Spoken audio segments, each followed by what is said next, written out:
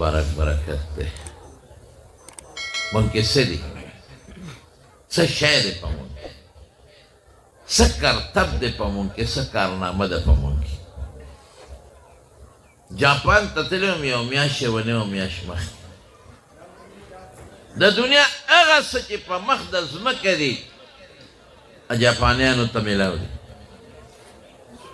ډوډۍ ورته ښه میلاو ده جامه ورته ښه میلاو ده پیزار ورته ښه میلاو دی چې په کور کې 15 کسه دي 15 موټرې دي که 6 کسه 6 موټرې دي که د کور دوی ضرورت راغی د کور په یو ټیلیفون هغه ته حکومت کور ورکوي